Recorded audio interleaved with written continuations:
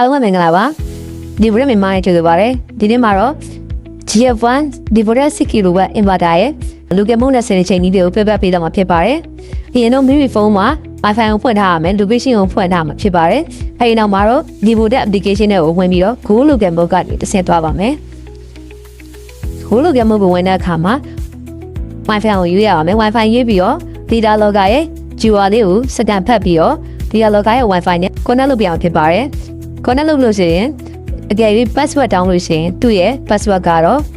ADMIN12345 ဖြစ်ပါတယ်။မှာ backup နဲ့ backup ပြန်နေမယ်။နေပြီးလို့ရှိရင် next standard ဝင်လိုက်မယ်ဆိုလို့ရှိရင်တော့ကျွန်တော်တို့စတင်ချိန်လို့ရတဲ့ page ကိုရောက်တော့မှာဖြစ်ပါတယ်။ဒီမှာ setting ကိုရွေးပြရမယ်။ပြီးရင်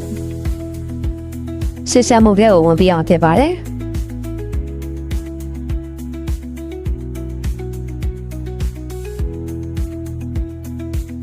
ဝမ်းမောင်းမှာဆိုလို့ရှိရင် packet mode နဲ့ eco mode မျိုးရှိပါတယ်။လက်ရှိကျွန်တော်တို့ packet mode battery fast ကိုထားပါမယ်။ battery reset SOC ကိုတော့ 100% ထားပါမယ်။အဲ့ဒါကို 100% ဒီ battery ကိုအားသိနေတာကြရတာမို့ 100% ထားပါမယ်။ပြီးလို့ရှိရင် maximum grid current limit ကိုတော့ကျွန်တော်တို့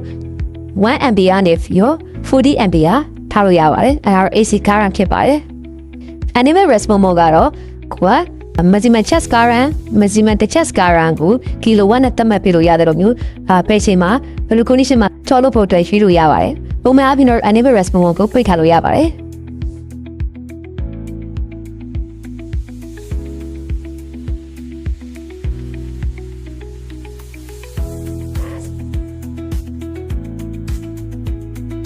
အဲ့နောက်မှာတော့ battery ရေကိုသွားပါမယ်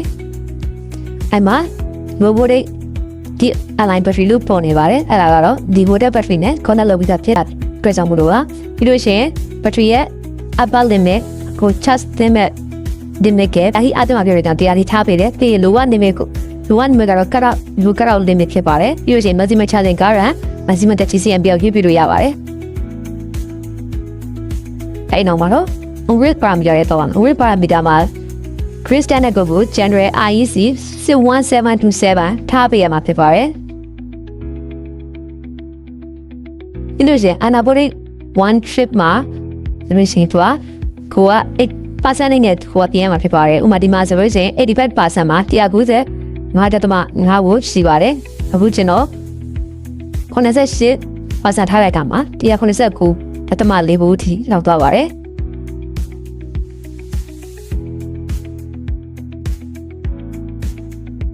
ပြီးရနောက်မှာတော့ feature ထဲမှာ feature တွေကိုသွားပါမယ် feature ထဲမှာဆိုလို့ရှိရင် parallel connection ရှိမယ် ground fault detection ရှိမယ်အကယ်၍တချို့အိမ်ဒီမှာကစစ်စံအမရှိလို့ရှိရင် ground fault detection ကို off ထားမှာဖြစ်ပါတယ်အကယ်၍ online မှာဆိုလို့ရှိရင်တော့ ground fault error ပြပါမယ်ဒါဆိုလို့ရှိရင်တော့အကုန်လုံး setting လုပ်ပြီးတော့ပါပြီအားလုံးပဲကျေးဇူးတင်ပါတယ်ခင်ဗျာ